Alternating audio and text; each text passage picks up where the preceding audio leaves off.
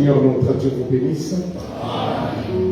Je vous salue tous dans le précieux nom de notre Seigneur et Sauveur Jésus-Christ. Mettons tous debout, sans plus tarder.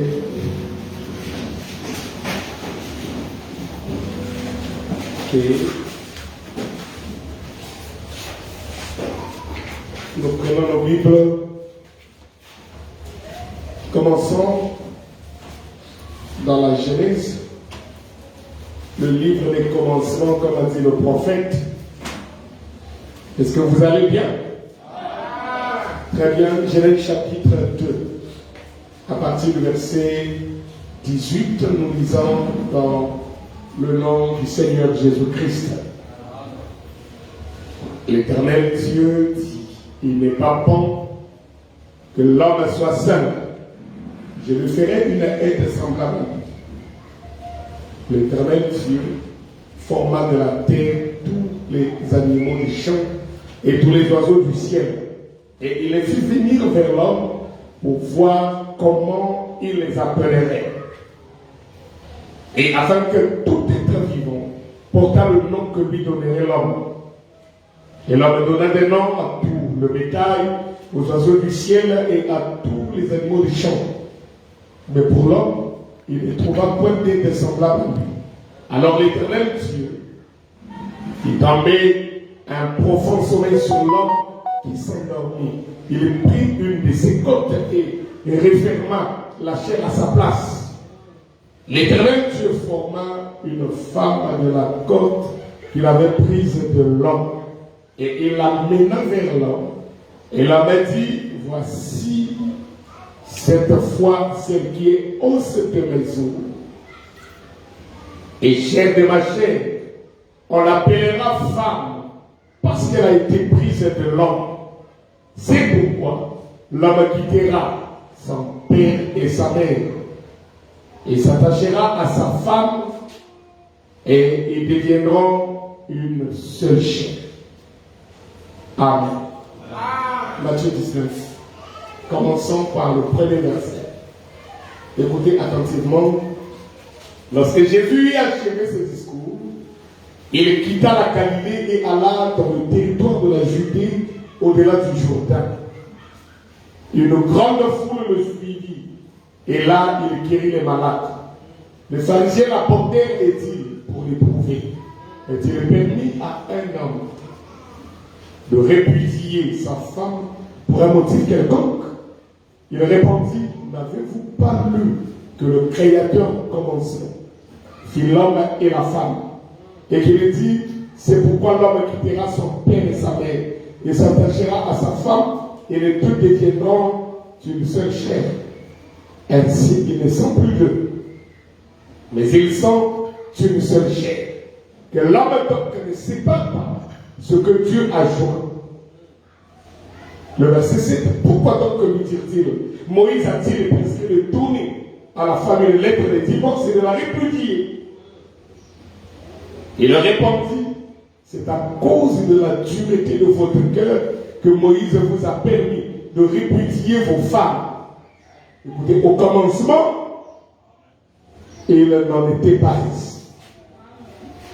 Mais je vous dis que celui qui répudie sa femme, sauf pour infidélité, et qui en épouse une autre, commet un adultère. Amen. Prions le Seigneur. Dieu notre Père, nous t'approchons humblement. Nous venons parce que nous savons qu'il est écrit. Venez à moi, vous tous qui êtes fatigués, et je vous donnerai le repos. Et parce que nous croyons que Dieu ne ment pas face à sa parole de promesse. Bénis ta parole que nous venons de lire. Ouvre-nous l'entendement spirituel. Mets-nous de côté, Seigneur. Parle-nous par le moyen du temps. Pardonne nos péchés, nos manquements. Ouvre notre entendement spirituel. Accepte-nous, Seigneur, car nous ne venons pas sur base de mérite personnel. Parce que nous n'en avons pas. Nous venons, Seigneur, se basons sur l'œuvre achevée de Christ sur le calvaire, par le moyen du sang de l'agneau immolé, afin que tu acceptes de nous recevoir. Réponds tes riches bénédictions dans chaque cœur ici ce soir, et puis tu es notre partage. Croyons que tu seras pour nous le secours qui ne manquera jamais au cas de besoin. Et l'alpha et l'oméga, nous avons prié au nom du Seigneur Jésus-Christ. Amen. Pour vous asseoir, merci Seigneur. Très bien. Nous sommes en train de continuer lentement, mais sûrement, sur notre thème. Vous savez, le grand thème, c'est la vérité sur le mariage. Et le divorce, ou la révélation du mariage et du divorce. Nous avons pris la première partie, le remède de Dieu pour réussir le mariage et éviter le divorce.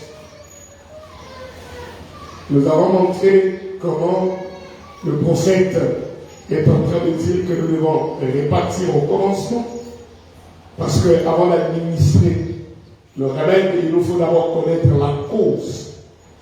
Et si la cause est connue, alors nous pouvons administrer le remède. Et c'est ainsi que cela pourra faire du bien. Vous voyez, aux patients. Nous avons défini ce que c'est que le remède. Et je crois qu'aujourd'hui, tout le monde sait ce que c'est qu'un remède. C'est un palliatif. Un remède est un médicament.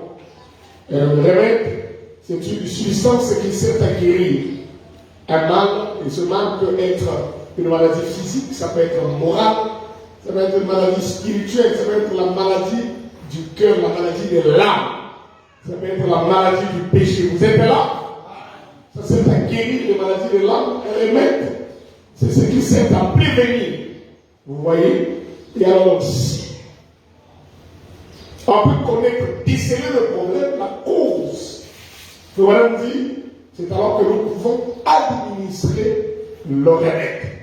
Dans Israël, dans sa patrie, paragraphe 20, on avait lu ça, il dit, voilà comment déceler le problème. Vous devez déceler la cause avant de pouvoir trouver le remède. Il dit toujours. Quelqu'un peut dire amen à ça. C'est pourquoi on est ici. Et nous sommes là pour comprendre.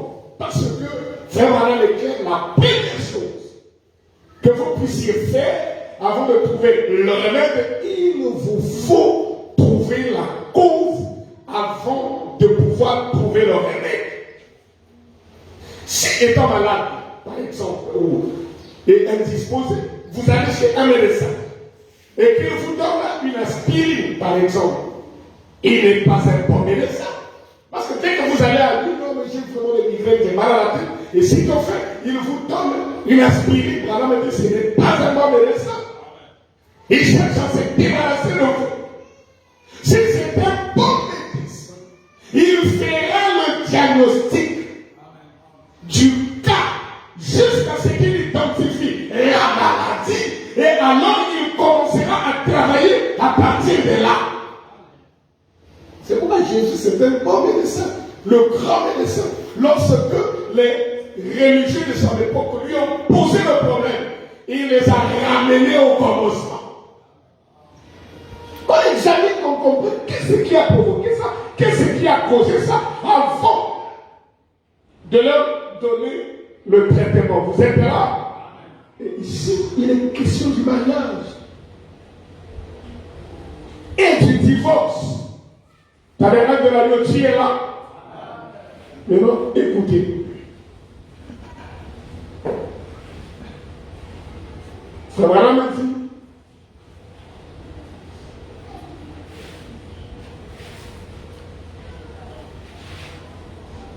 Laissez-moi vous trouver ça.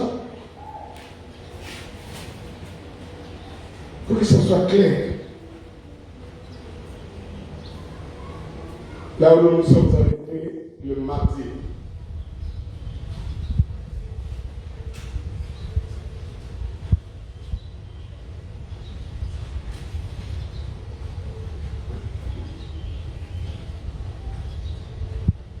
Écoutez.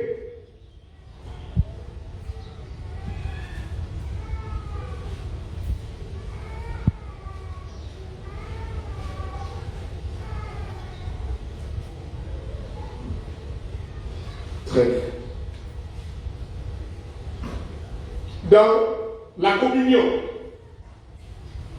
Chicago, dimanche, le 1er mai 1955.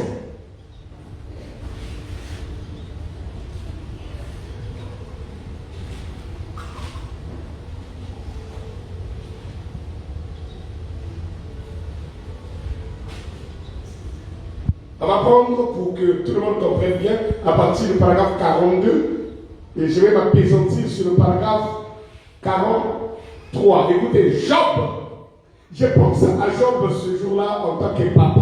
Vous êtes avec moi? Je pense à Job ce jour-là en tant que qui? En tant que papa.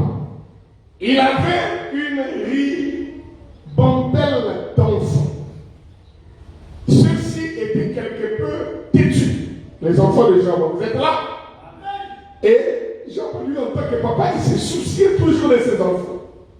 Et Branham dit, ne serait-ce pas de loin mieux si tous les membres des églises de Chicago, pour nous de Brazzaville, ici de Tarangay, avaient ce même genre d'idée au sujet de leur vie, vous n'auriez pas de délinquance juvénile. Vous ne verriez pas ces meutes raciales, ou plutôt je veux dire, ces meutes et tout qu'ils sont par ici aujourd'hui. Des coups de fusil, des meurtres, des vols, des viols, et toutes ces choses. C'est parce que les gens ne se soucient pas de leurs enfants. Tout d'abord, ils disaient bien, je les ai inscrits dans le registre des enfants lorsqu'ils étaient petits. J'ai confié le reste à la monitrice de l'école dimanche. Et cette dernière passe peut-être toute la nuit à des parties de danse et elle rentre maquillée comme une sorte de, comme si elle allait au cirque plutôt qu'à l'église. Et vous confiez vos enfants aux mains d'une telle personne. Mais en cas, vous devriez placer cet enfant qui a un besoin là-dedans et lui faire lire la Bible. Posez vos mains sur sa tête, invoquez Dieu en disant, oh Dieu, aie pitié, épargne ma fille, épargne mon fils. Oui. C'est pour que vous se comportez par de la famille. Ok? Maintenant, descendons. 43. J'aime faire cela. Frère Madame, elle veut faire quoi? Je prends mes petites filles et là, je les fais asseoir là et je les regarde droit dans les yeux pendant qu'elles sont en train de me suivre. Ou pendant que leurs oreilles écoutent et que leurs yeux regardent et je leur dis ces choses. Tout ce qui se rapporte à Jésus. Donnez-moi un amen. Et combien il les aime. Et tout, elle s'agenouille juste là à côté des chaises. Et puis comme nous autres, c'est ce que nous devons faire. N'est-ce pas? C'est ce que beaucoup d'entre vous font. C'est ce que vous devriez faire. Jamais dans une maison, écoutez maintenant là où je voulais lire. Jamais dans une maison, une fois, et les enfants se rassemblaient toujours pour la prière familiale. Oh, que Dieu bénisse cette famille. Alléluia. C'est le lien qui unit. Quel est le lien qui unit? La prière en famille, c'est le lien qui unit. Si vous faisiez cela chez vous, il n'y aurait pas tant de divorce. Donnez-moi la permission de prêcher. Et ces choses qu'on a, vous sauriez la communion les uns avec les autres. N'oubliez pas que la semaine passée, on a vu par le prophète que la cause des divorces, les gens ont raté le mariage parce que l'homme s'est éloigné de Dieu et la femme s'est éloignée de Dieu. Et ici, cette citation vient d'éclairer mon esprit. Ils se sont éloignés de Dieu comment? Par le manque de vie de prière en famille. Amen. Est-ce que l'élément de l'agneau est là? Alors, vous abandonnez les enfants à la médecine de la terre et les choses vous arrivent. Allez suivre tout ça. Et regardez. Le remède, c'est quoi? Le remède, c'est la parole de Dieu sur le sujet. T'as rien de l'agneau, vous êtes là? Donc, il y a un remède pour réussir le mariage. Ce remède-là égale la parole. Si quelqu'un est d'accord, dites Amen. De quelle parole je parle ici? Pas la parole de Caleb et Pongola, non. Mais la parole de Dieu. Et qu'est-ce que la parole de Dieu pour nous aujourd'hui? Le message de l'heure. Donc le message de l'heure, c'est le médicament pour m'aider à réussir le mariage. Je répète, le véritable palliatif que j'ai, le véritable contrepoison que j'ai contre le divorce, c'est la parole de l'heure.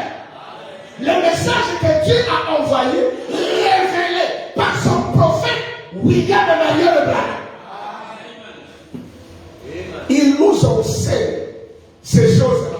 Et si on pouvait suivre le conseil de Dieu, et si on pouvait appliquer ce que le message de Dieu dit, on serait très loin.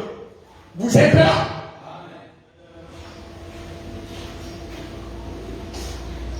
Dans étudier le 7,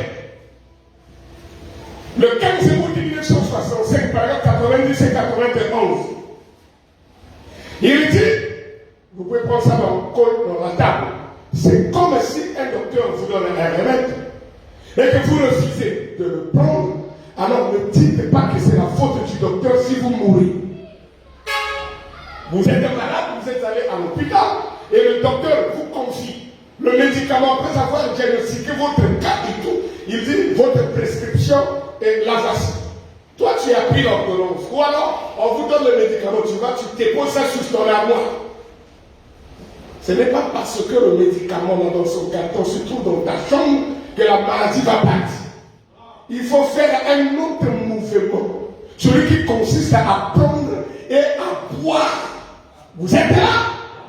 Pour que le médicament produise ses effets dans ton corps, combattre le microbe ou la maladie, afin que tes anticorps se sentent fortifiés et que tu te retrouves. Dieu nous a donné un remède pour le mariage et le divorce, mais l'homme des derniers jours est têtu.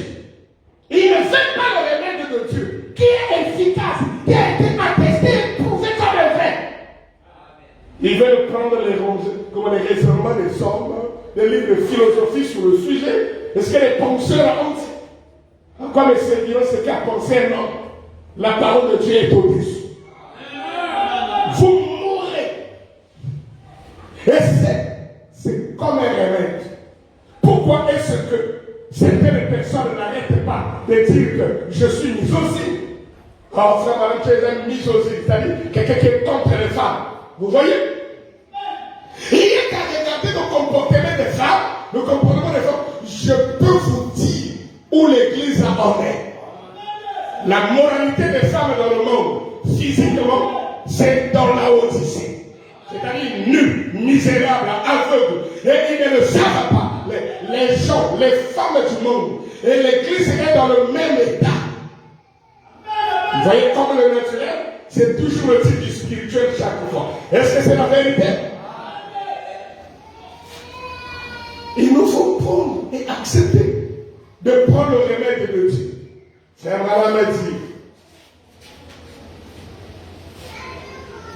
dans le signe, le matin du 1er septembre 1963, paragraphe 44 et 45, je suis toujours dans la table s'il vous plaît. Écoutez ces citations avant de nous commencer à définir ce qu'est le mariage. Parce que c'est le message qui nous explique le mariage. D'abord, le mariage c'est ceci, le mariage c'est cela. Donc on a le remède. Et donc on peut faire toutes ces recherches-là et savoir le remède dit quoi. Dans le mariage c'est quoi? Et toujours qu'on a bon. Donc c'est comme parce que le remède va t'expliquer le médicament là. Il y a une notice qui accompagne ça. Pour te dire ça, c'est un antibiotique à large spectre. Et alors ça combat ceci. Et c'est réservé pour adultes. Et il ne fait pas ceci, il respecte la posologie, ne prend pas 2 comprimés. Ça, on doit prendre 1 comprimé par jour. Il y a des gens qui pensent qu'ils veulent guérir vite. Et ils croient que s'ils prennent tout ça au même moment, ça va te tuer. C'est que beaucoup de gens ne savent pas qu'un médicament, c'est un poison qui a été étudié et contrôlé pour que ça puisse aller attaquer le mal qui vous détruit. C'est pourquoi vous devez respecter la prescription, respecter la dose et prendre exactement ce qu'on vous dit. Le prendre, ça va vous aider. Mais si tu prends au-delà de ce qui est recommandé, au lieu que ça t'aide, ça te tue. Est-ce que c'est vrai? Est-ce que vous savez qu'un médicament qui a été déjà traité et puis qui est mis au marché, ça va de soi avec la période. Tu peux aussi prendre un médicament qui est périmé. C'est-à-dire la date qu'on devait utiliser ça est déjà passée. Et donc quand tu utilises un médicament qui est expiré depuis 1988 et tu as un an, ici en 2022, tu veux prendre le médicament là. Ouais, mais c'est expiré. C'est pourquoi ça veut dire le message de Noé ne peut pas marcher aujourd'hui. Donc si c'est vrai, dis amen. Parce que ce médicament a fait son temps. Écoutez, nous devons nous rappeler que peu importe ce que nous faisons, et comme nous prospérons dans cette vie, sans Christ, nous avons complètement tout perdu. Voyez, nous devons nous rappeler que ce que nous faisons et combien nous prospérons dans cette vie, sans Christ, nous avons complètement tout perdu. Vous voyez? C'est pourquoi tu veux te marier. En réalité, tu dois d'abord vérifier si Christ est dans ta vie. Parce que si Christ n'est pas là, même si ton mariage avait attiré la population mondiale entière, tu as échoué. Vous voyez? Alors si et tout ce que nous pouvons espérer est bien, nous serions les gens les plus insensés de ne pas l'accepter et le chérir. Non, pas seulement l'accepter, mais vous passez à quelque chose de plus grand encore. Après l'avoir reçu, ne le prenez pas pour le poser sur une étagère. Il faut s'en servir. Oh non, moi, j'ai reçu le message du temps de la fête. J'aime le message. Il faut aller au-delà du simple fait de confesser que tu aimes le message. Il faut maintenant prendre le message et l'utiliser. Si elle est là, donnez-moi une amen. Quand tu vas pas seulement avec une brochure le long de la journée, non. De tenir le médicament, ça ne veut pas dire que tu vas guérir. Garder le médicament dans ton sac ne t'aide pas. Transporter ça avec tes mains, ça ne t'aidera pas. Il faut absorber le médicament. C'est-à-dire, il faut mettre en pratique le message. Le moment, ce n'est pas de tuer l'agneau. Là où je ne fais pas bénir ceux qui ont tué l'agneau. Non. Le moment, ce n'est pas seulement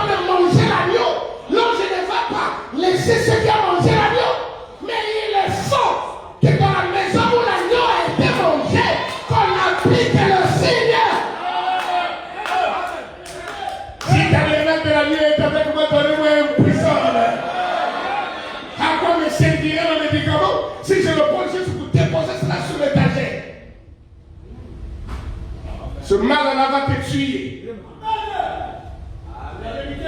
Il faut s'en servir. Est-ce que c'est vrai? C'est comme si vous présentiez chez le médecin, par exemple 45, pour avoir un médicament. Et qu'ensuite vous le placez sur l'étagère. Si vous allez chercher le médicament, prenez le médicament. On vient à l'église, on écoute un sermon, puis on sort, on dit, oh, c'est une merveille. C'est pas ça qui va te guérir. Non, non, non. On va aller au-delà de l'appréciation que c'était merveille.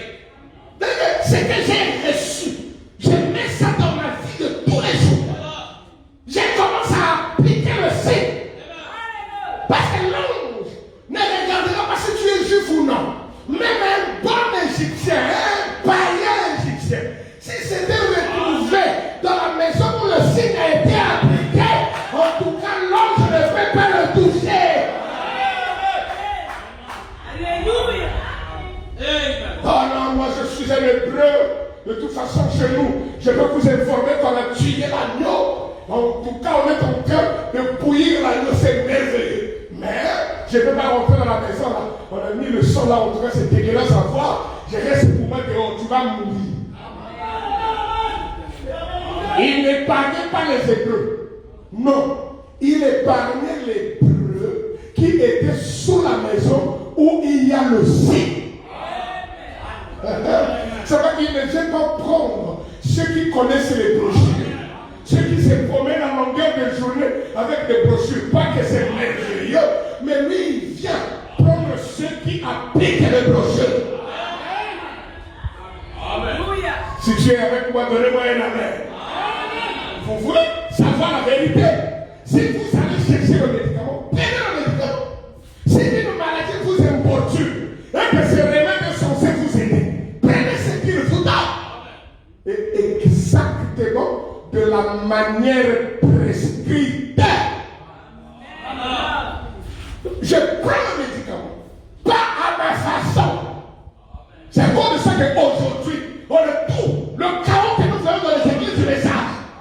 Parce qu'ils pensent que comme chacun a maintenant un appareil Android, un téléphone Android, il peut avoir tout le message au dedans. Alors il peut simplement prendre et écouter. Frère Branham n'a pas dit ça. Branham a dit, vous pouvez avoir toute une pharmacie de médicaments. Mais il faut un médecin assermenté qui va vous faire une prescription par rapport à votre cas. Est-ce que c'est la vérité? Est-ce que quand tu crois que tous les maux de tête, on vient à cause de ça, à cause de l'aspirine? Il y a des gens dont l'organisme est allergique à l'aspirine. Dès que vous lui donnez l'aspirine, il fait l'hémorragie dans ça. Mais il a mal à la tête. Oh, l'aspirine peut soulager quelqu'un qui a mal à la tête. Mais lui, ses anticorps ne supportent pas ça. Alors il faut un médecin assermenté qui va prendre, examiner son cas. Il dit, toi, tu ne peux pas prendre l'aspégie. Tu risques de faire une hémorragie cérébrale. Et toi, tu dois prendre paracétamol ou Panadol. Est-ce que c'est la vérité? Est-ce que vous êtes là? Je regarde l'âge spirituel de ce frère. Toi, je ne veux pas voir ton CV les 70 semaines de Daniel. Ça va te tuer. La dose est trop forte. Je ne veux pas te prêcher le 7e saut. Tu ne vas rien comprendre. Parce que là-bas, il n'y a pas de symbole. Là-bas, il faut croire Branham sur parole. Oh, toi, tu ne vois pas encore faire Branham. C'est ce que nous avons comme problème aujourd'hui. Il y a des gens qui vous disent, tu lui fais un bidon. Parce que tu peux me montrer ça dans la Bible. Moi, quand même, des problèmes. Je vais ramener Branham dans la Bible. Mais tu es malade. Tu ne sais pas ce que c'est qu'un prophète. Le prophète interprète la parole pour le peuple. Donc, quand frère Branham dit que c'est ça, pour moi, l'histoire est terminée. Parce que quand Dieu a pensé, Branham a parlé, moi je crois que ça lève la question. Alléluia! On a le remède, mon cher. Pourquoi vous ne voulez pas donner le médicament aux gens? Et aujourd'hui, il y a des petits médecins que Branham n'appelait pas des guérisseurs, mais des guérisseurs. Ce sont des guérisseurs. Ils risquent sur votre vie.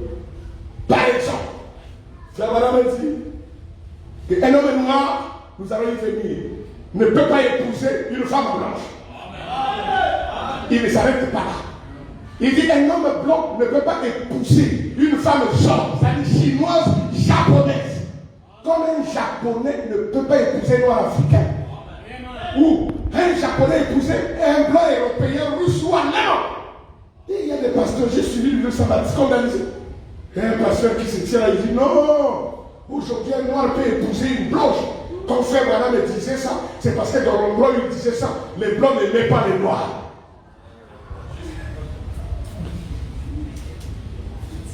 Donc frère Branham, un monsieur du calibre de Branham, un prophète comme frère Branham, va donner un évangile sectoriel pour contenter les blancs racistes qui étaient là. Et les gens voient ici. Mais nous allons revenir dans le remède. Et pour examiner ce que Branham a dit. S'il y a quelqu'un qui a le projet d'épouser une blanche, pendant le projet là. C'est une contre-prescription. Ça va te tuer par la foi. Aussi, il y a des vrais croyants, donnez-moi un amen.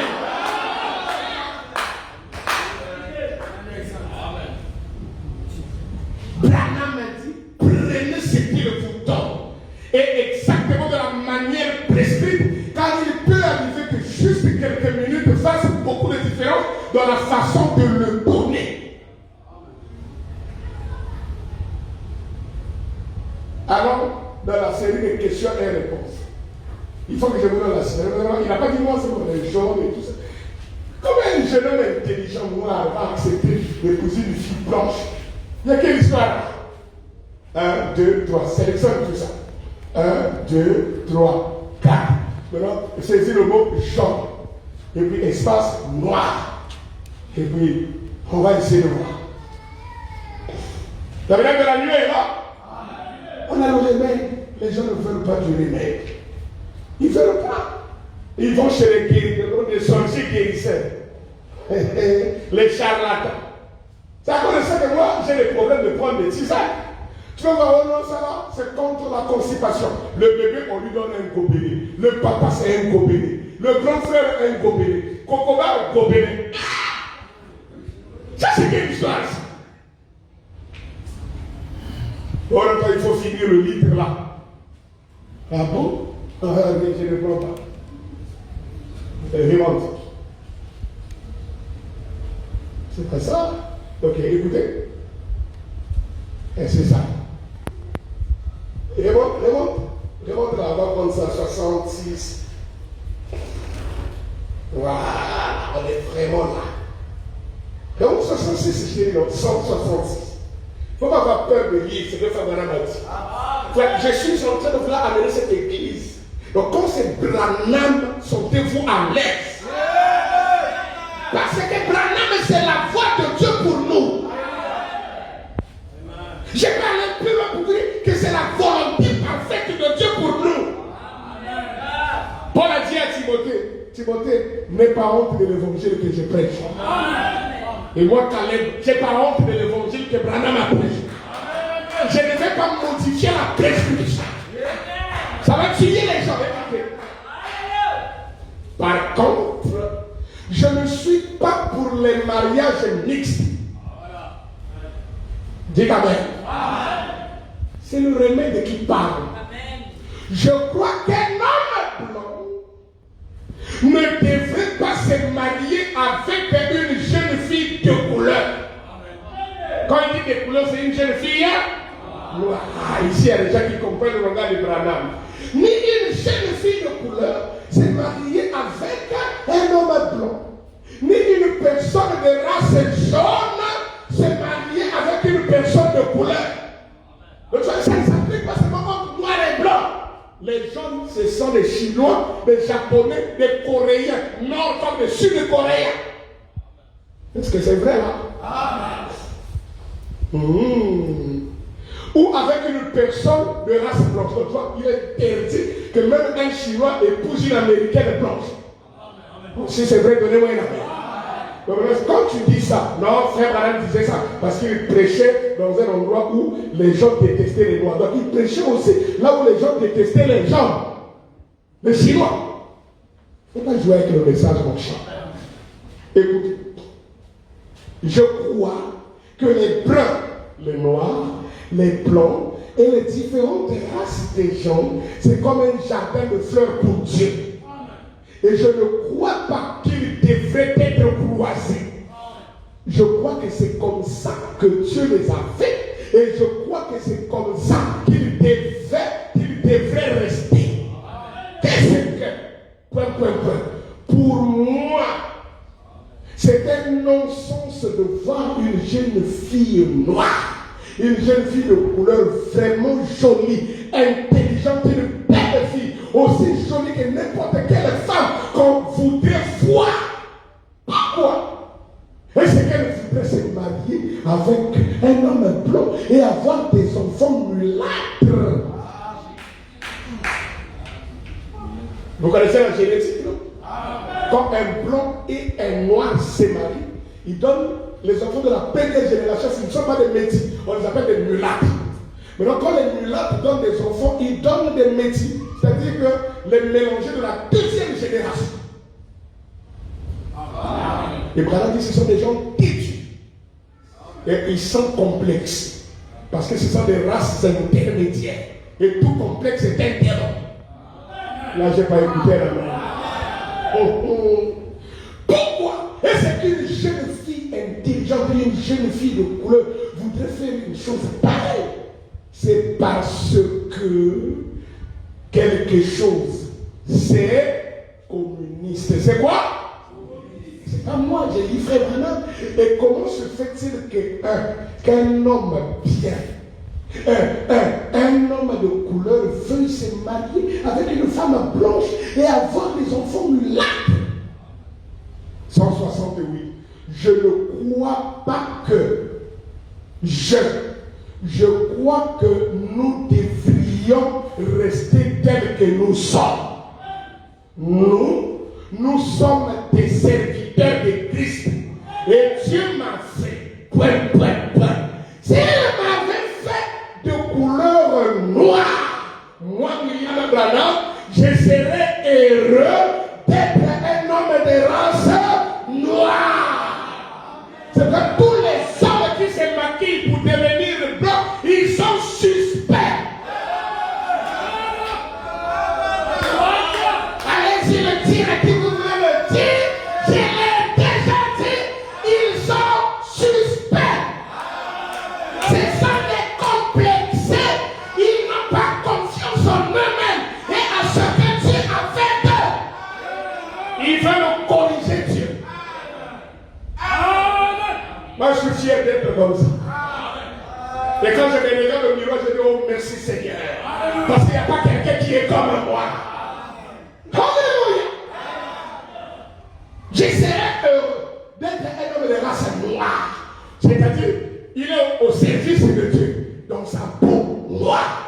S'il m'avait fait genre dans un chinois ou un japonais, un homme sud-coréen, je serais un homme de race jaune heureux au service de Christ. S'il m'a fait blanc, un homme de race blanche, heureux au service de Christ. S'il m'avait fait blanc ou rouge, c'est-à-dire l'Indien, voilà, un Indien, ou quoi que ce soit, je resterai de la même couleur. Y a-t-il ici quelqu'un qui m'a dit, Seigneur, je resterai dans la même couleur? Que le Seigneur dise ça, Seigneur, moi je resterai dans la même couleur. Toutes les sœurs qui se maquillent ont l'esprit du serpent.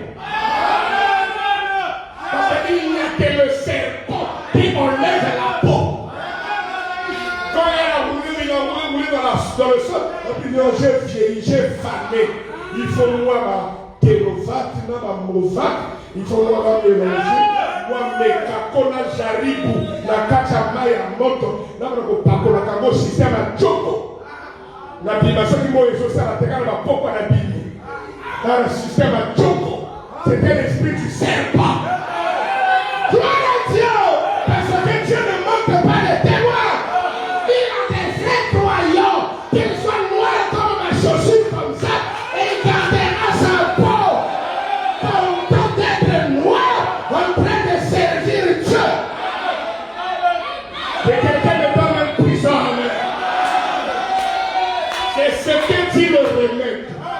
Ne modifiez pas la dose. N'ajoutez pas beaucoup d'eau. Sinon, ça ne donnera pas d'effet. Donnez ça comme ça. Respectez le chose. Quand on donne un flacon de médicaments, alléluia.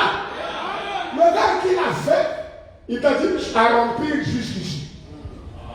Parfois, il est même égoïste, il dit ici. Il y a très bien.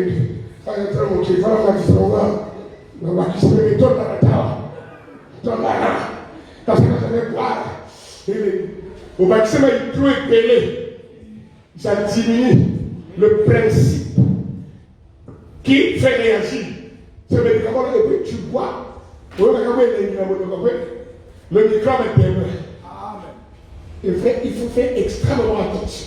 Parce que quand on a donné un médicament, on montre aussi comment prendre. Un jour, on m'a appelé d'urgence. Il y a une soeur dit que le cœur allait s'arrêter. Les soeurs et les frères de sa maison ont fait des prières, ça ne marchait pas. On a appelé parce que j'ai démarré comme un petit fou. J'arrive là, je garde vite, je saute là. Qu'est-ce qu'il y a? On te montre. Le cœur chauffe. Le cœur. Ça, c'est quoi? Et maintenant, parce que si tout le monde soit, tu as entendu ça, votre sombre, tout le monde est là.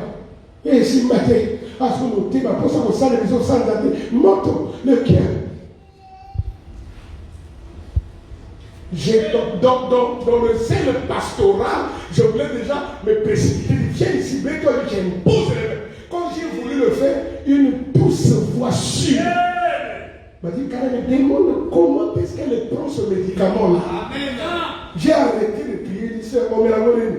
Ali, comme on monnaie, on met la bonne quoi. La chambre, on montre la main. Mais il pas même les carans, on voit. Et on va passer, l'accent. Je regarde le carton, excusez-moi, nous sommes dans une église mixte, mais je dois dire la vérité. Le médicament que la sœur prenait là, ce sont des ovules. On met dans le corps vaginal. C'est ça la foi qu'on doit administrer ce médicament. Mais elle, au lieu de lire la notice, pour qu'elle mette ça en bas, elle a bu ça ici, par la bouche. Ovule, mon cher. Elle a pris ça, elle a mis ça par la bouche à la gorge, elle a bu de l'eau. Et qui l'estomac, ça commence à faire basculer l'estomac. Vous riez, je dis la vérité, je suis Dieu de la chair. Je dis, toi, il n'y a pas de démon. C'est toi qui n'as pas respecté comment on doit prendre ce médicament. Ce médicament-ci, on ne prend pas par la bouche ici. C'est quand tu t'es lavé avant d'aller au lit. Et puis tu ouvres les jambes, tu mets ça là. J'étais obligé d'expliquer. Tu vois, on a fait qu'un pasteur, c'est comme un full gospel ministre. Il a tout quoi. Il doit connaître ceci. Sinon, il dit, papa, il a son, on a ça, mais là, on dit Sato. Et puis j'ai pris effectivement à ça, mais là, on dit Sato. Mon peuple périt par faute de Je n'ai pas prié. J'ai juste restauré comment prendre le médicament. Quand l'ange est venu, est descendu, l'ange puissant de l'Apocalypse 10, quelqu'un a dit à Jean, n'aie pas peur de lui, va le rencontrer. Dis-lui de te donner le livre. Est-ce qu'il a dit, piétine le livre? Est-ce qu'il a dit qu'on puisse te vanter avec le livre? Est-ce que l'ange lui a dit ça? Dors sur le livre. Il a dit, va prendre le livre. Prends, mange le livre. Avale le livre. On ne vous a pas dit de tenir le livre. C'est à cause de ça qu'Adam a eu des problèmes au commencement. Il avait le livre entre les mains, le diable les a épouvantés, le livre est tombé. Satan voulait le récupérer pendant que les mains sales de Satan ne pouvaient pas prendre ça. Et l'ancien des jours, par une vitesse incroyable, a récupéré le livre. C'est pourquoi dans ces derniers jours, quand le livre descend, on ne doit pas prendre le livre et le tenir entre les mains. Le titre de propriété incontestable qui est descendu, qui redonne alors le droit de gouverneur sur la terre. Alléluia! Il faut le prendre, manger le livre, avaler le livre. Il donne le mot de l'administration. Comment ça doit être administré? Ce n'est pas une pommade qu'on doit frictionner sur le corps. Avale. Et il précise. Dans ta bouche, ça sera tout comme du miel. Mais dans tes entrailles, ça sera amer. Dans ta bouche, quand tu témoignes, le message est merveilleux. Mais pour que ça s'incarne en toi, que ça se fasse cher, c'est que c'est amer. Quand il faut abandonner les mèches. Quand il faut abandonner même les rouges à lèvres incolores. Quand il faut abandonner vos visages, comprendre le visage là. Il faut tout laisser pour redevenir original. Alléluia. Oh non, parce que toi tu ne crois pas qu'une femme peut porter les mèches. Je n'ai pas dit ça. Il y a une condition pour qu'elle mette ça. Si la nature lui a privé les cheveux, est-ce que toi la nature t'a privé les cheveux? Ça y est, tu as les cheveux. C'est un complexe. C'est pourquoi j'ai toujours cru que les femmes sont des êtres à psychologie déjà au temps. Mais c'est complexe facilement. Elle n'a pas trop confiance en elle-même. Et comment tu peux confier la conduite de son église à une créature de ce genre? Parce que le jour qu'elle tombe enceinte, on donne à l'église un congé de maternité. Et toi que maman pasteur a sévré moi là à côté, vous prenez les risques, c'est non. Donnez-moi la permission de prêcher. Alléluia! Je resterai de la même couleur. Moi je dis, je resterai moi aussi de la même couleur. Toi aussi? Très bien. Je serai moi.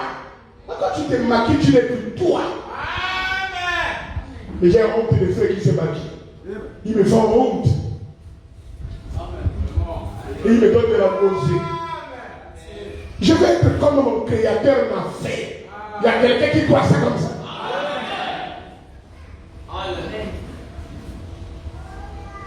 Bien, revenons dans notre sujet. C'est pourquoi, si une maladie vous importune, nous sommes au paragraphe 45 du C, et que ce réveil des sensés vous aide, alors prenez ce qu'il vous donne, et exactement de la manière prescrite. Car il peut arriver que juste quelques minutes fassent beaucoup de différence dans la façon de le donner. Si c'est vrai, donnez-moi un amen. Amen. Donnez-moi un vrai amen. 46. Dans le cas qui nous occupe aujourd'hui, juste un moment de votre décision pourrait bien déterminer votre destination éternelle. Prenez-le simplement comme il vous le donne.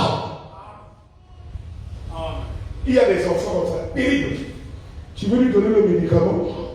Il dit, maman, pardon. Est-ce que tu ne peux pas écraser ça dans une cuillère? Dis-moi, maille.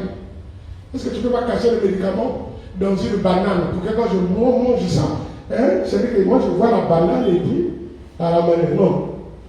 Nous on a dépassé ce stade-là. De prendre le comprimé et de cacher dans la banane. Ça c'est pour les bébés. Les bébés spirituels. Ici il y a des adultes dans la foi. Quelqu'un qui lui-même, il peut prendre le médicament, il le voit gros, et puis il prend comme ça, numéro 1. C'est ça que moi j'ai l'aide de mes enfants. Cela, c'est même quand il prend le médicament, lui, il n'aime pas les complications. Donc il prend le comprimé, il marche ça, les gars. L'eau va venir après. Il dit, voilà, ça c'est un gaillard. Il a pour le gars, ok. Faites pas comme ma grande soeur. Un jour, maman a décidé d'aller balayer notre chambre sous le lit.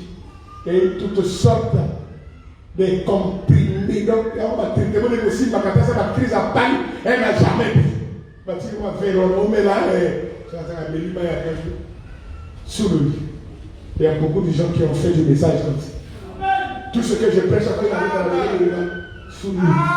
Quand ils vont montrer quoi. Il dit qu'on a son bac à cabine au labo, il dit écoutez Gabon, pendant que voir mon Gabon, oh Dieu, oh non, Gabon ça. Et il a dit compris, ça fait trop. Tu vois, le mérimètre n'est pas efficace. Combien je me tiens ici, j'écris. Faites entre nous se dire, attends, je ne sais pas, est-ce que vous comprenez ce que je prêche?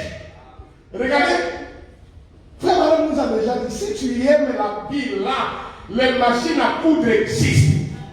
Et les tissus sont vendus. Tu peux acheter le même tissu. Et aujourd'hui, il y a des grands couturiers à savoir la mort là, tu peux et chaque essai. Une femme, importe elle, si j'étais un dessinateur, bon, attendez. Tu vois, ça c'est un peu son coup. Les coups des femmes, c'est un peu fine comme ça. Bon, j'essaie de représenter. Regardez vous-même. Elle va mettre un petit body ici. Parfois, ça fait un V comme ça. Et les rebords des sacs, excusez-moi, je prêche la vérité. Les rebords des sacs se font voir. Et puis, elle ajoute une petite chemise filée dessus. Comme ça. De telle sorte que l'habit qu'elle a mis là, c'est un petit sous-vêtement. Et qu'il a dessiné les seins ici. Est-ce que vous savez que quelqu'un qui s'habille et qui laisse transparaître son sous-vêtement est impudique? Amen. Je vais vous expliquer. Quand vous écoutez l'impudicité, le plus souvent les gens, quand impudicité, ils pensent qu'un rapport sexuel entre un homme et une femme. Impudicité, de là on tire le mot impudique. Et impudique, c'est le contraire de pudique. Donc, quand quelqu'un a de la pudeur, la personne est pudique. Le seul cas de pudeur, c'est hasard impudique. C'est le genre de femme, alors que la langue, ça va tout dans les bandes. Hé, Nathalie, on va tout polémique. C'est une impudique. C'est le genre de femme qui sort de la touche. Dans toute leur cour commune, là, il y a un morceau de pierre qui est là. Elle attache juste le pan ici. Et puis elle commence à danser. Voilà. Donc elle vous fait livrer un spectacle gratuit. Et je suis dans mon défi. C'est une impudique. Donnez-moi la permission d'administrer le remède. Amen. Regardez comment je suis habillé. J'ai un costume et une chemise. Et ce que j'ai mis en dessous ici, c'est un sous-vêtement. Tu es d'accord? Amen. Essayez de remarquer un jour que je viens à l'église, tous mes boutons ici sont ouverts. Et mon compresseur là, ils ont brûlé. La femme qui a un bouton pour le faire à l'église. Frère, alléluia, frère. Frère, quand on a dit, bon, la terre, on a dit, bon, la bête. Est-ce que c'est pas vrai? Non, c'est pas type d'un pasteur. Nous ne devons pas être comme les catholiques qui pensent que c'est le prêtre qui est saint. L'assemblée peut vivre comme il veut. Non, nous on veut distribuer la sainteté. Ça commence du haut de la chaîne jusqu'au dernier pas. Si le pasteur doit être saint, chaque frère doit être saint, chaque soeur doit être saint, jusqu'au dernier pas. Alléluia. Je ne peux pas sortir comme ça. Je dois regarder ce que ma sous-vêtement de la caille normale. Regardez comment vous habillez. Le décolleté ici. Et puis il y a des frères, des spécialistes qui aiment rester de l'autre côté, juste pour voir ça de temps à autre. Quand on dit que Dieu vous bénisse, il dit ah, mais arrêtez-moi. Ils sont dans l'association des malfaiteurs dans l'église du Dieu vivant. Et toi qui s'habille comme ça, et celui qui se contente à te regarder, vous êtes dans l'association des malfaiteurs. Ce sont les esprits qui empêchent l'église d'avancer. Aidez-moi à administrer le remède.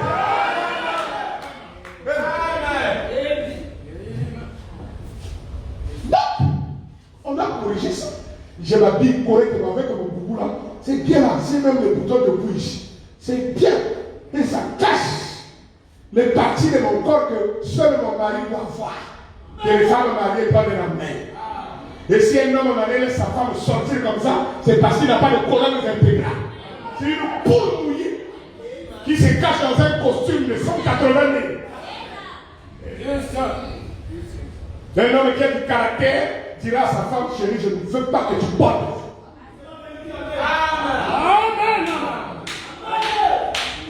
Et une femme mariée ne peut pas s'habiller comme une vulgaire femme parce qu'elle appartient à quelqu'un. Nous, on s'y va, nous là, on a des bonabis. Il y a un gars par là, je m'habille pour mon mari. Est-ce que ton mari est c'est fan d'un aïe. Ce que tu dis là, c'est-à-dire quand je m'habille comme ça, et mon mari même se fâche et il veut que je m'habille sexy. C'est parce que c'était un converti.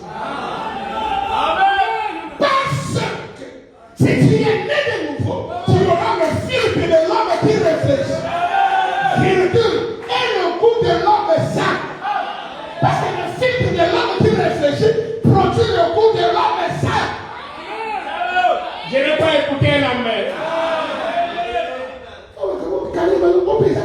le divorce?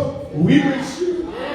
Parce qu'il faut qu'on taille ça, que les gens puissent être traités d'abord avant de se marier. Il a appliqué le remède dans sa vie. Elle a appliqué le remède dans sa vie. Et quand il rentre dans le mariage, frère, tu n'auras plus de problème parce que ta femme a été totalement traitée. Il n'y a plus de séquelles ou les effets indésirables. Il n'y en a plus. Elle a été suffisamment traitée. Et quand on peut faire le contrôle, c'est 0 micron. J'ai besoin d'une église 0 micron. Besoin de croyants 0 micron. Des croyants de 0 micron. Quand il passe dans le laboratoire de Dieu, après analyse approfondie, il n'y a rien à signaler. Amen. Alléluia. Alors frère, madame, comment se dit? Tu es avec moi? Amen.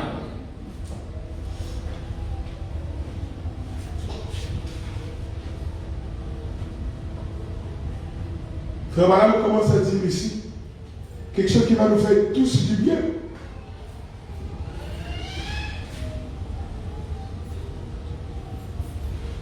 Je veux que tu trouves ça. Cette citation, c'est vraiment merveilleux.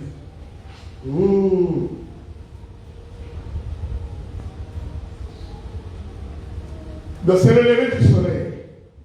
Avant qu'on prenne les définitions, si on sait que le remède c'est un palliatif, on sait que le remède c'est un médicament, on connaît maintenant que le remède c'est la solution. Et on connaît que le remède c'est contre le poison. C'est un antidote pour nous faire du bien. Alors sur le mariage, on a commencé à savoir, le remède on connaît, c'est la parole de Dieu. Tout le monde sait que le remède c'est quoi? Il faut que ça soit connu de tout le monde. Le remède c'est quoi? La parole de Dieu sur le sujet, le message du temps de la fin. Donc c'est le lever du soleil, le 18 avril 1965, le matin, paragraphe 12. Frère Branham a dit. Et alors, c'est là qu'il m'a parlé et m'a dit, les sectes vont être ouverts. Écoutez ça très bien. Les sectes vont être ouverts. Comment quand tu parles du mariage, tu vas dire les sectes vont être ouverts. Écoute seulement, sois patient. Les 7 mystères, le mystère en 7 points, virgule, de la Bible, qui avaient été cachés depuis la fondation du monde, vont être révélés. Et nous, alléluia, bien que nous soyons un modeste petit groupe, en comparaison du monde entier, nous avons bénéficié de ces bénédictions. Voilà les bénéficiaires, les bénédictions de la révélation de toute la parole. D'entendre ces mystères. Point. Le mariage, virgule, le divorce, virgule, la séance du serpent, virgule, toutes ces différentes questions nous ont été entièrement révélées. Non pas par l'homme, mais par Dieu lui-même, qui a dévoilé ces 7 mystères. C'est qu'était l'Église, qu'elle était en Christ au commencement et qu'elle serait révélée au dernier jour. Tu veux bien dire Amen? Alors, on doit connaître tout ce qui a trait au mariage. Le remède, c'est la parole. Et la parole va commencer à nous expliquer. Avant que je ne me marie, je dois savoir ces choses. Tu es avec moi? Est-ce que vous suivez ça très bien? Alors ouvre une page, pose la question à Dieu. Qu'est-ce que le mariage?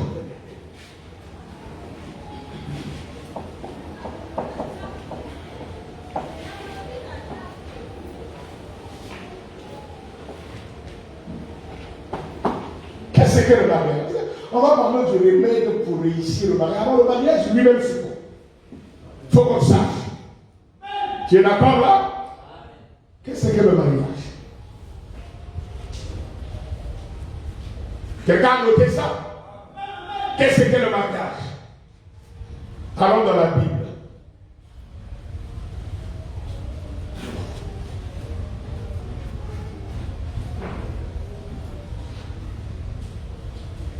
Éphésiens chapitre 5. Qu'est-ce que le mariage? Paul va commencer déjà à nous dire ici. Par exemple 31, non, verset 31, 32.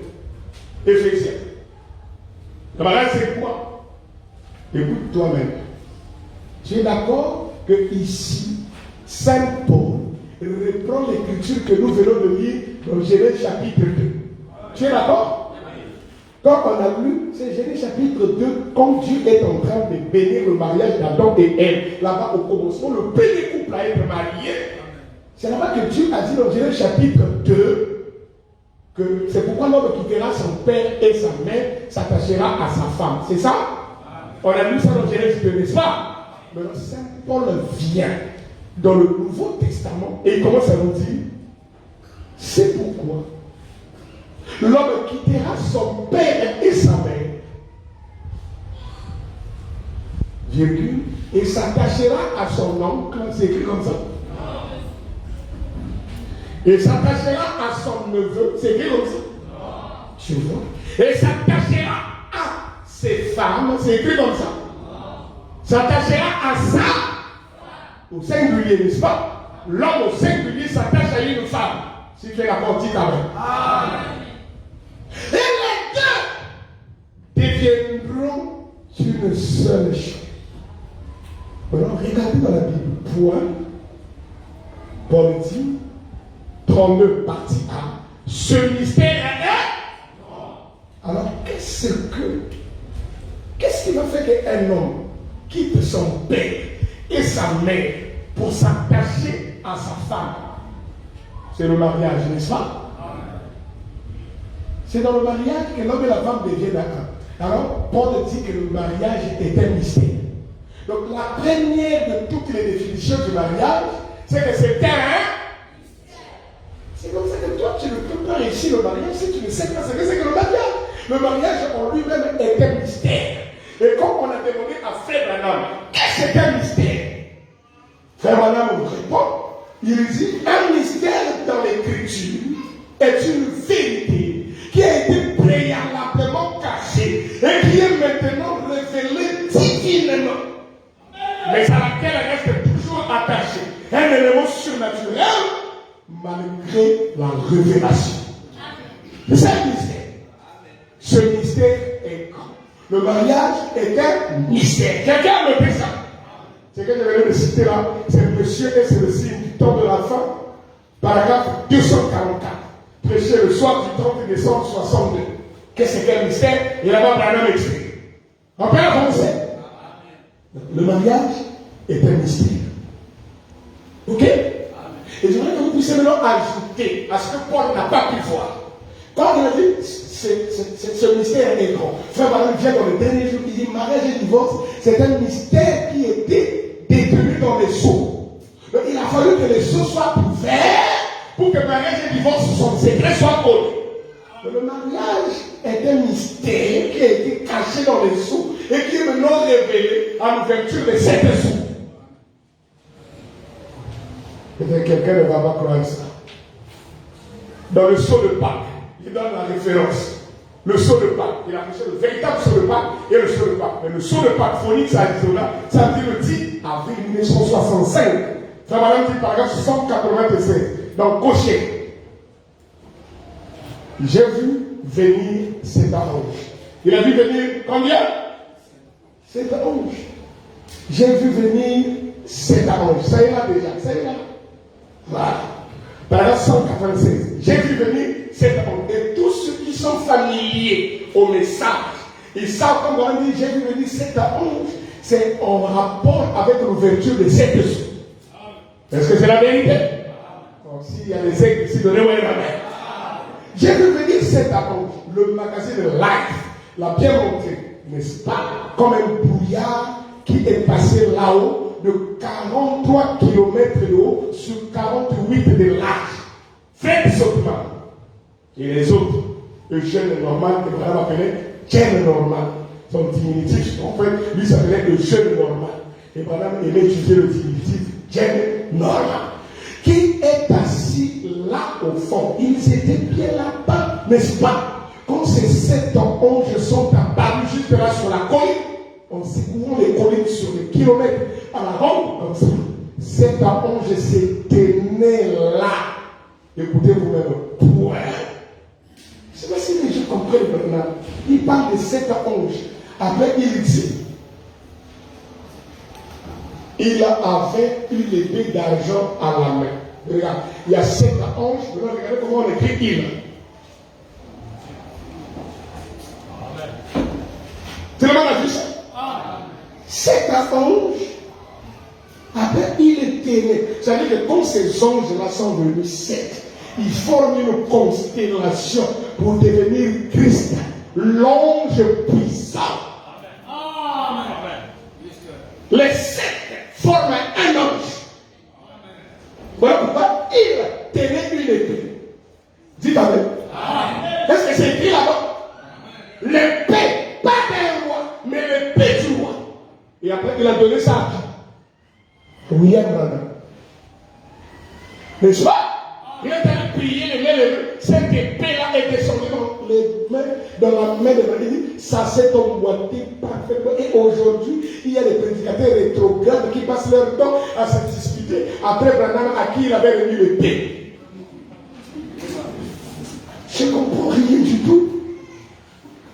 Parce que le ministère du 7e ange est essentiellement le ministère des mystères de Dieu.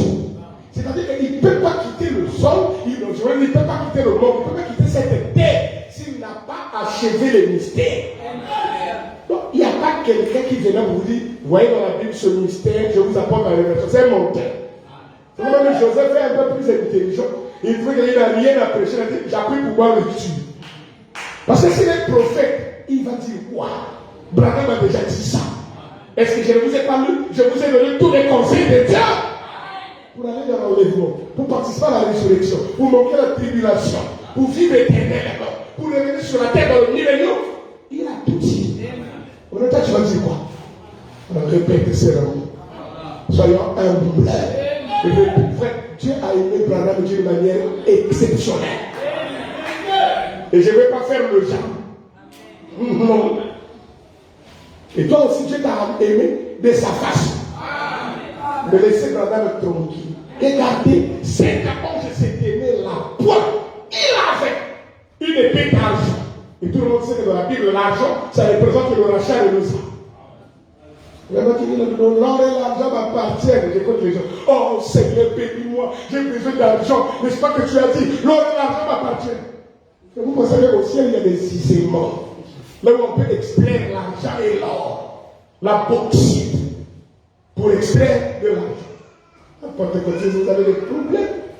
Donc, quand tu dis l'or est à moi, l'argent est à moi, il veut dire que la divinité lui revient. L'or représente la divinité. L'argent, on utilisait ça pour acheter les bénéfices. Mais il voulait dire qu'au sujet de la divinité, ne distribuez pas ça avec les gens. Dieu est jaloux. Il veut que nous puissions lui rendre hommage de lui tout seul.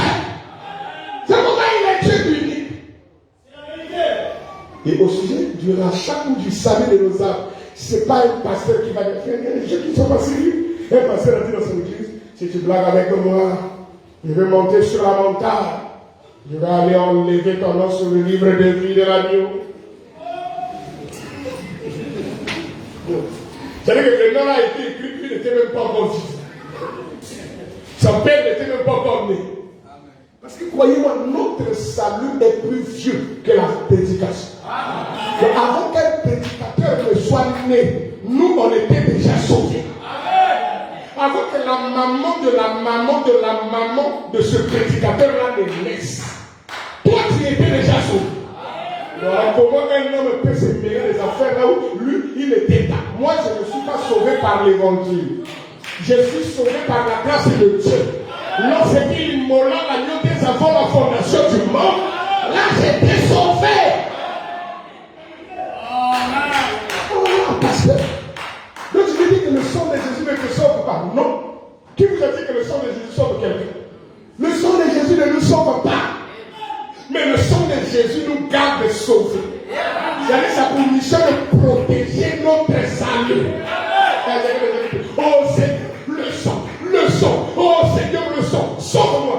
Tu n'as pas de quel sang? Si tu crois que c'est le sang qui sauve, quand Jésus est circoncisé à l'âge de 8 jours, le sang n'a-t-il pas coulé? Quand on fait la circoncision, le bébé ne saigne pas. Donc le sang de Jésus a coulé avant Golgotha. Dites amen. Parce que la Bible dit clairement que quand il y a eu 8 jours, Marie et Joseph, le père adoptif, l'ont amené dans le temple. Et là, les sacrificateurs avaient les problèmes. Ils avaient peur de prendre Jésus. Qui sera le prédicateur? Qui sera ce sacrificateur qui va prendre un enfant? Dans la naissance, c'était un problème. Les brebis vont vider le Jésus. Ah, je ne vais pas le prendre. Tout le monde hésitait de prendre et de consacrer le bébé. Et pendant que tout le monde hésitait, et pendant que tu ne veux pas prendre la parole, fait des gestes. La parole est incarnée. Alors un vieillard est sorti de nulle part, a pris le bébé Jésus. Et il a commencé à prophétiser sur lui. Mes yeux, envie dans sa vie. Laisse-moi me reposer en paix. Comment un aveugle pouvait voir le salut? Il a vu avec quel type de yeux? Parce que s'il était aveugle, voir signifie comprendre. Il voyait avec les yeux de la révélation. On a fait la circoncision du bébé Jésus, le sang a coulé. Mais ce n'était pas Golgotha.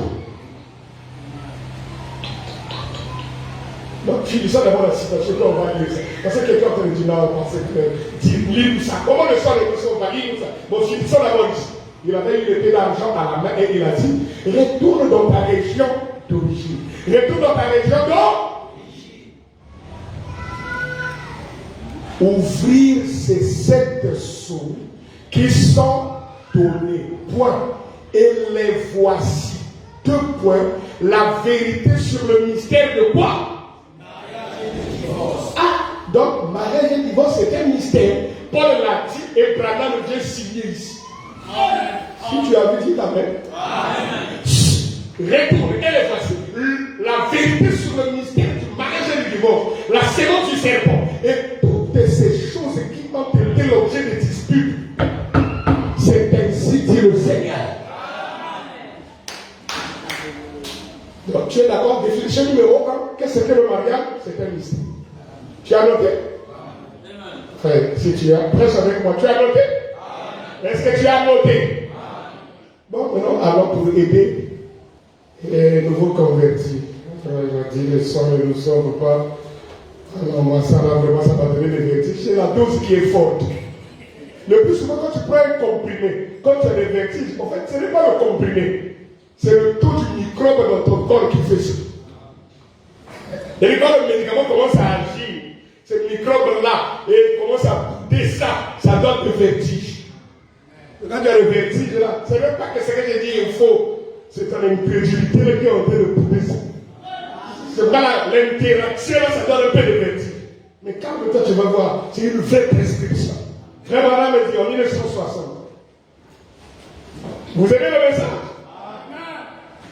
Je te donne ça directement, le sang ne te sauve pas. Non. Tu n'es pas pentecôtiste. Tu es un fils de Dieu. Et alors tu dois connaître la vérité. À l'ouverture des sceaux, tout est clair. Tu es d'accord? Adoption. Prêchez le 22. Seigneur, aide-moi à trouver ça. Adoption. Prêchez le 22 mai 1960 le matin. Paragraphe 132. Alléluia. Écoute toi-même. C'est la position de Christ, tu peux noter ça. C'est dans la série Adoption, paragraphe 132. Voilà.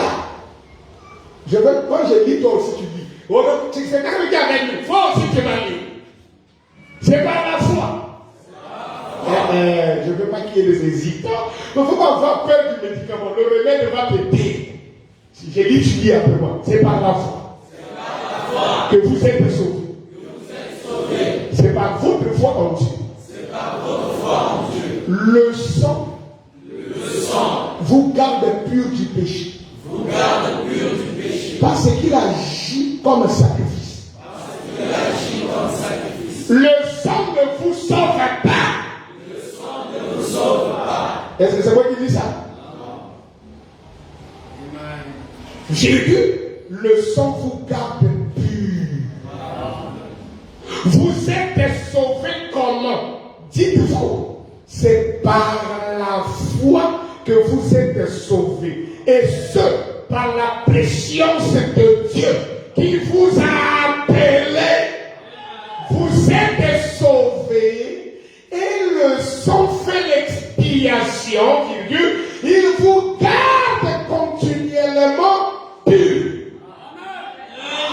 Quand on dit le sang fait expiation, c'est-à-dire que le sang vient se tenir entre toi et le péché, entre toi et la colère de Dieu. Mais ce qui te sauve, c'est la foi que tu as dans l'œuvre entière achevée, accomplie de Christ sur le calvaire. Oh, Christ a été immolé dès avant la fondation du monde.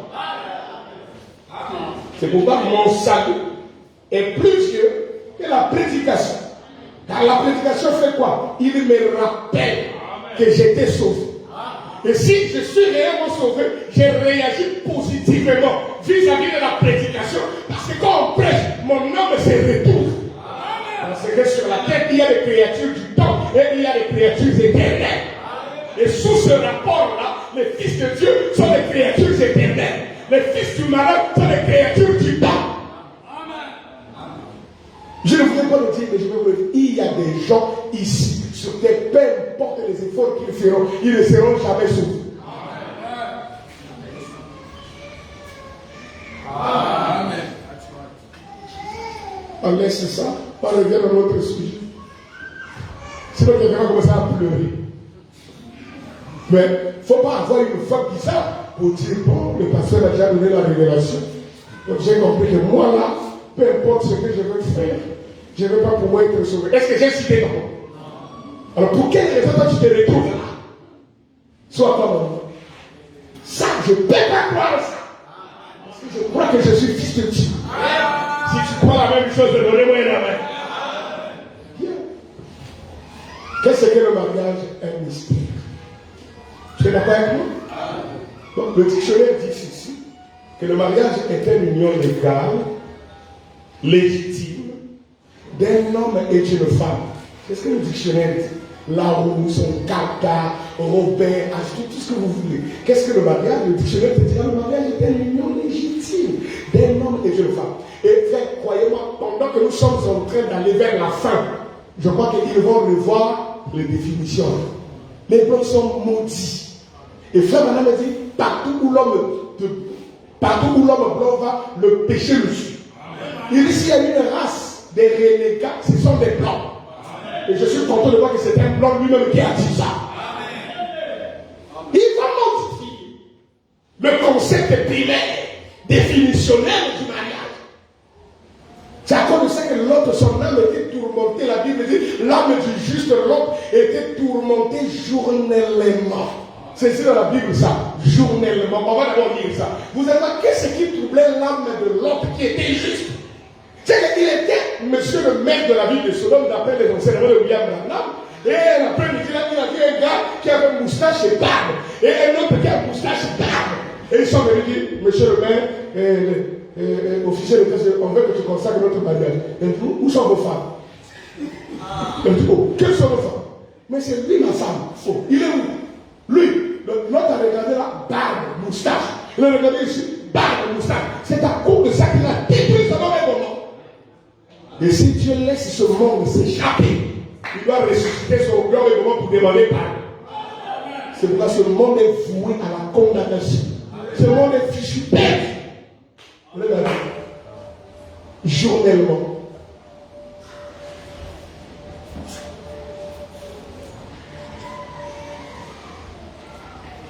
Et il n'y a que ça, c'est ça. Voilà. Non, remonte là-bas. On prend 2 Pierre, chapitre 2, le verset 6, 7 et 8. Notez ça, c'est le bon. Pour que vous ayez compris. S'il a condamné à la destruction et réduit en cendres les villes de Sodome et de Gomorrhe, vous écoutez ça? Les donnant comme exemple aux impies à venir. Les impies à venir sont ceux-là de la Odyssée. Et donc Dieu a pris Sodome et Gomorrhe, il a brûlé, calciné. Et il prend ça comme un modèle pour quiconque était un impie dans ces derniers jours, tu seras brûlé comme Sodome et Gomorrhe, ainsi dit le Seigneur.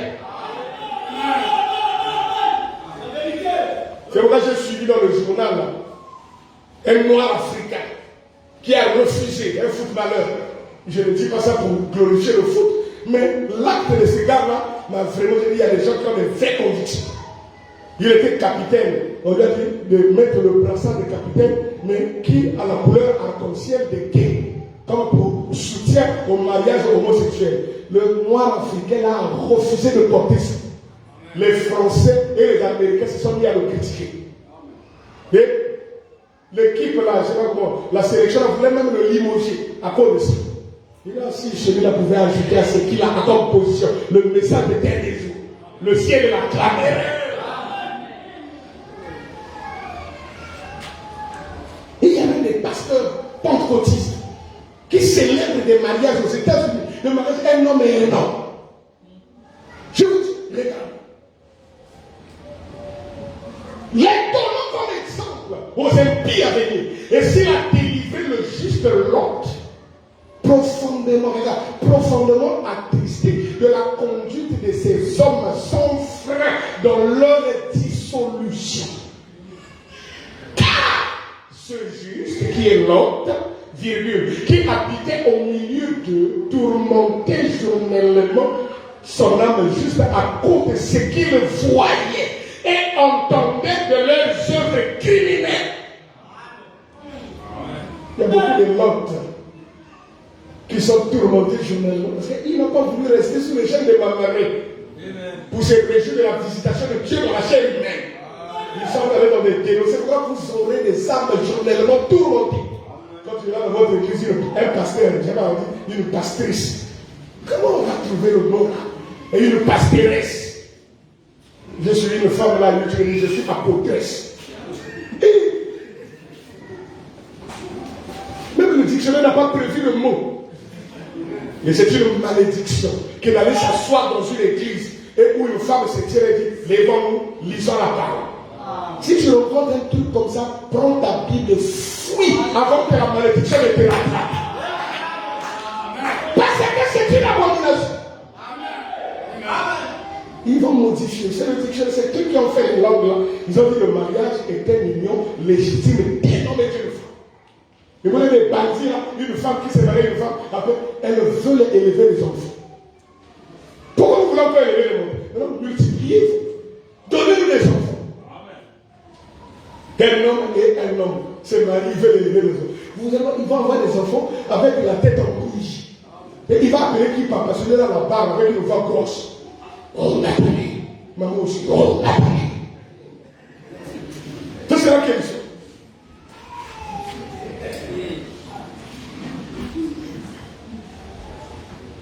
Vous êtes avec nous? Le mariage, le dictionnaire dit c'est une union légitime d'un homme et d'une femme. Qu'est-ce que c'est qu'une union? C'est une relation entre des termes unis. Une relation qui existe entre deux êtres, femme et homme, ils se marient. Vous êtes là?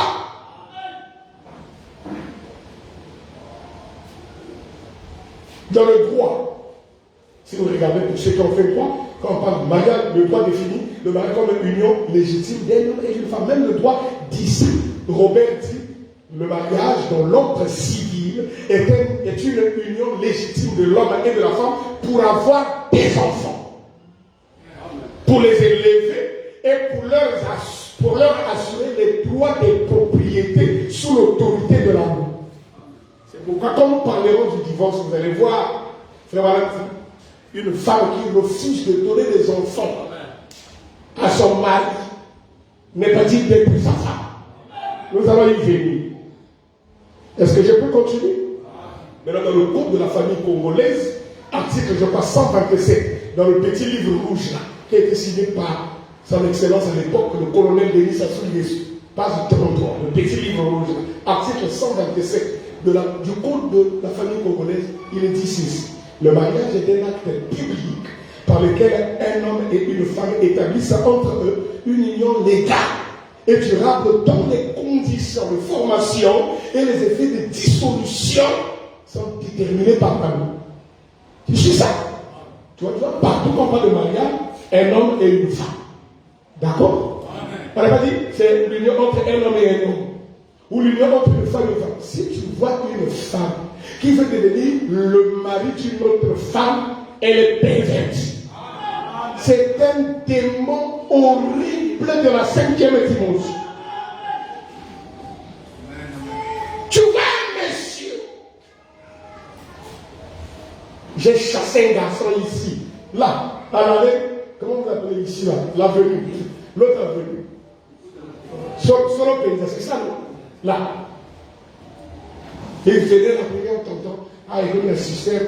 Il y a un ici, ma bêche sur 3 millions. J'étais en train d'acheter la cola. Parce que mon gongo et qui m'a dit, je voulais acheter la cola pour manger ça, pour que ma voix s'éclaircisse. Et là, il y a encore quelqu'un qui va poser la même question. Parce que est-ce que les chrétiens peuvent manger la cola? Parce que moi, déjà posé cette question. C'est pourquoi je mets déjà le mur de sécurité. Et j'ai répondu à ce frère-là, à moins que ce soit le diable qui a fabriqué la cola. Non, mais c'est Dieu qui a créé la cola. Oh, non, mais banganga, ça, et puis, banganga, ça, la cola. Ah bon? Maintenant, quand il n'y a pas de courant chez toi, tu allumes la bougie, les magiciens utilisent la bougie. Tu es un magicien. Tu es le bébé spirituel. Donc, dans le bon, on va casse parce qu'il y a quelqu'un qui n'a pas une vraie brillant. Dans le son là. La bouteille la carrière gros. Parce que je l'ai dit, dans Zodia. Quelqu'un qui a créé ça. C'est la pourquoi tu manges le maïs. Parce que les païens utilisent le maïs pour faire la bière. C'est pas vrai? Pourquoi tu manges la canne? Mais les païens utilisent la canne pour faire l'ouïe. C'est pas vrai? Pourquoi tu manges les noix de palme et tout ça? Mais les païens utilisent le palmier pour faire le vin de palme. Avant d'amener moi, quoi qu'elle n'a pas eu, il y a encore des frères ici qui vont faire l'Ibangata de Roula. Mais la comment quoi qu'elle a cham. Donc parce qu'il y a si carré, il y a quoi moto, et là vous s'attendez. Espèce de païen. Des gens qui ont encore la nostalgie du pays où ils sont sortis. L'ange a dit à William Branham, ne bois pas, ne fume pas, ne souille pas d'encore, d'aucune manière. La condition de Branham me concerne. Alléluia. Je termine. Et maintenant, le système a j'allais gifler le garçon. Donc je suis devenu rouge tout d'un coup. Il a eu peur, papa, il s'en aille. Il dit ça. Tu es malade dans ta tête. Et donc quoi? Moi je vais devenir ta femme. Ou toi tu vas devenir ma femme. Mais il disait, moi j'ai une belle femme. Et je me dis, je suis sûr. Moi je prends ma femme. Et puis j'arrive là, elle a mis au monde 8 enfants. Mais elle est comme ça. T'es pardon, tu dois qu'elle est bien. Parce que tous autres, il y a comme moi dans mon corps. Au comme le corps de coco bar. Quand moi dans mon corps, au bébé, elle est belle. Ma femme a 8 enfants, autant elle a une vie. Et il regarde lutte contre la vieillesse. Et il y a son chéri, où est là? Alléluia! Et c'est comme ça que je lui dis non. On ne peut pas tuer vraiment. Oh, comment tu me flattes? J'ai dit non, chérie. Moi j'ai dit des filles. À votre travail, vous avez qui? C'est votre taille. Mais toi, tu as eu quoi? C'est comme si on a mis dans une machine. Donc, ma bébé ici était quoi, bibi? Et ça, c'est sa fille qui brillait là. Pourquoi il brille? Non! C'est pas possible. Mais moi, j'ai une femme qui a 8 enfants. Et je vais passer à régulier. Ma femme a 6 enfants. Là, quand elle fait, comme elle dit, 7! Elle a 8 enfants. 6 enfants. Oui. Ah non. Tu mens. D'abord, on se l'église. Elle se maintient. Pas parce qu'elle met le produit. Juste parce qu'elle est. C'est qu'elle. Que Dieu peut bénir ici chez nous. Donc, je termine par ça. Excusez-moi, je termine par ça. Définition numéro 2. C'est-à-dire que je ne note pas la définition du dictionnaire comme définition. Hein?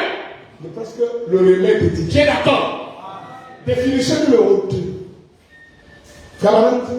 Le mariage est la plus vieille institution établie par Dieu.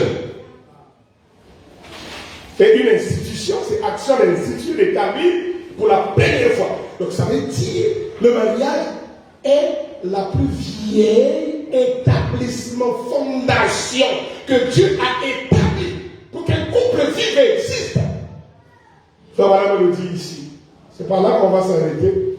J'ai lu ces citations et puis on s'arrête par cette définition. Nous allons continuer demain. D'accord? Lisons ces citations pour la définition numéro 2. Frère Voilà me dit, oh, tabernacle de l'agneau. Est-ce que quelqu'un est en train de comprendre ces choses? Regardez. Il dit ceci. Dans l'union invisible, tu peux prendre ça dans la table. Le 25 novembre 1965, l'union invisible de l'épouse de Christ prêchait le jeudi. Paragraphe 74. Le mariage est la plus vieille institution du monde. Tu es là? C'est dans le jardin d'Éden que le mariage a été célébré pour la première fois et qu'il a été institué. Donnez-moi un amen. Bon, donc Genèse, c'est où? Là où le mariage a été institué. Genèse 2, 24. Il est écrit, c'est pourquoi l'homme quittera son père et sa mère et s'attachera à sa femme et ils deviendront une seule chair. S'attacher à signifie se lier par affection. Donc il dit, l'homme quittera son père et sa mère et s'attachera à sa femme. Tu peux le remplacer. L'homme doit quitter son père et sa mère et se liera par affection à sa femme. Si tu ne te lies pas par affection, ne te marie pas. S'attacher signifie se consacrer à, s'appliquer, s'occuper. Il quitte son père et sa mère et s'occupera, se vouera. Il sera attentif à cette créature qu'on appelle femme. Donc si tu ne peux pas être attentif à ta femme, ne te marie pas. Parce que le mariage, cette institution consiste à ce que toi, tu oublies parfois toi-même et toute ton attention est figée sur ta femme. Parfois il te reste juste un pantalon, mais elle est super bonne, c'est au bout et là. Il a mal, il a dit ta mère. S'attacher signifie se donner, s'adonner, s'intéresser, se livrer, se préoccuper, aimer ou désirer. Donc l'homme quitte son père et sa mère pour désirer sa femme, pour aimer sa femme. Vous ne pouvez pas aimer quelqu'un et ne pas être en communion avec ce quelqu'un-là. C'est pourquoi je suis étonné de voir les papas à longueur de journée. Le téléphone est venu tuer la communion. La femme aussi. Vous avez oublié ce que c'est que le mariage. S'appliquer, s'occuper, se préoccuper. Si ton mari ne se préoccupe pas de toi et de tout ce qui a trait à toi, peu importe les paradis, il ne t'aime pas. Si ta femme ne se soucie pas de toi, au bien que ça à côté de ce chéri à carreau, chemise on colle une noire pardon, sur le regard pour la côté, au bien bon, avec une chemise froissée comme si on a ouvert le baron de Sola. Depuis que tu sors sur l'homme, c'est pas. Elle va s'appliquer. Donc, son attention est sur toi. Dis amen. Un mari attentionné ne peut pas oublier le jour de l'anniversaire de sa femme. Je vais écouter l'amen. Amen. Chérie, tu connais aujourd'hui? Quel aujourd'hui? Bon, tu sais pas aujourd'hui. Il y a quoi aujourd'hui? Non, mais abandonne-les là. C'est mon anniversaire. Et puis ça fait quoi?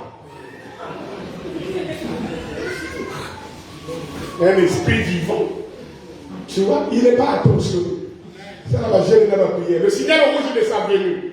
Le 23 juin 1963 soir, paragraphe 67. Remarque, la Bible dit que les hommes pouvaient manger. Eh bien, cela c'est légitime. Assure-nous. Le mariage est honorable. Le mariage est honorable. Un homme qui épouse une femme, cela est honorable. Virgule. C'est Dieu qui a institué cela. Tu vois, de marier une femme, c'est honorable. C'est Dieu qui l'a institué. le signal rouge, signe de sa vie. Mais, quand on en arrive au point où un homme va vendre, non, va prendre la femme d'un autre, ou va prendre une jeune fille, ou une femme, peu importe qui elle est, et qu'il brise son feu de mariage à elle, et fait quelque chose de faux, c'est un péché aux yeux de Dieu.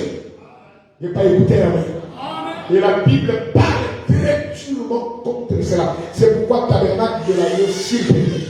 Frère, peu importe ce qui va t'arriver, peu importe la faiblesse que tu pourras avoir, ne couche jamais avec la femme de quelqu'un. Ne fais jamais ça.